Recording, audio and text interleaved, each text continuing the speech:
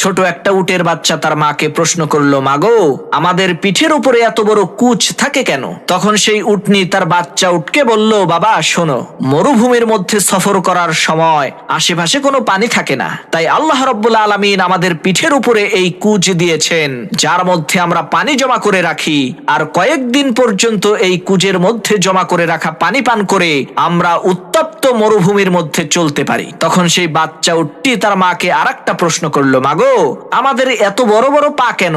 তখন সেই মা উটনিটি বলল, বাবা, আমাদেরকে মরুভূমির মধ্যে অনেক দূরে দূরে সফর করতে হয়, তাই আল্লাহ রাব্বুল আলামিন আমাদেরকে বড় বড় পা দিয়েছেন, যাতে আমরা খুব দ্রুতই রাস্তা অতিক্রম করতে পারি। তখন বাচ্চা উটটি বলল, মা, বুঝতে পেরেছি, এখন বলো আমাদের চোখের সামনে এত বড় বড় পাপড়ি কেন?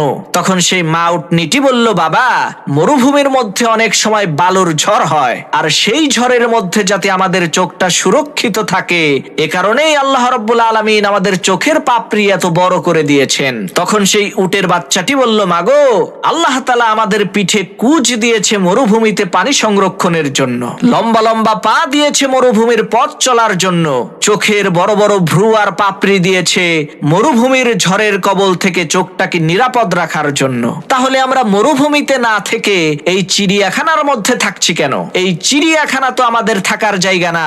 প্রিয় ভাই আমার, আপনার মধ্যে যতই গুণ থাকুক না কেন, আপনি যদি সঠিক জায়গায় না থাকেন, তাহলে আপনি কখনোই আপনার প্রাপ্য মর্যাদা পাবেন না।